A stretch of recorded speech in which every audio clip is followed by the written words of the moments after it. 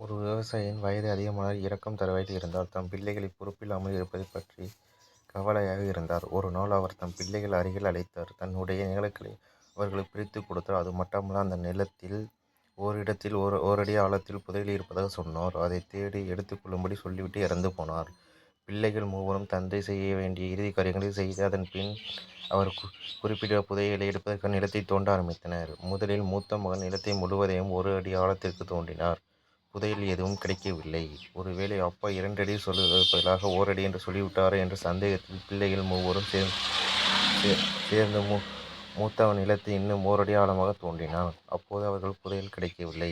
எப்படியும் புதையலை கண்டுபிடித்து விட வேண்டும் என்ற வெறியில் 2வது மகன் நிலத்தை 2 அடி தோண்டினார். ஏமாற்றம் மிஞ்சியது. அவ்வளவு தூரம் வந்த பின் எப்படி முடியும் என்று கடைசி மகன் நிலத்தை 2 அடியாக தோன்றினார். மறுபடி ஏமாற்றம். அப்பா மேல் வருத்தம் வந்தாலும் அவர் சரியாக தோன்றியது வீணாக வேண்டாம் என எண்ணி அந்த நிலத்தில் விதையை விதைத்தனர். நீர் பாய்ச்சினர், உரம் போட்டனர். உழைப்பு வீண் போகவில்லை. ஆண்டு முடிவில் அவர்கள் நிலத்தில் அமோக விளைச்சல் அறுவடை செய்தும் அதிக லாபம் ஏற்பட்டது. இப்படி உழைப்பில் வரும் பயணத்தால் அப்பா புதையல் என்று குறிப்பிட்டார் என்று பிள்ளைகள் மூவரும் புரிந்து கொண்டனர்.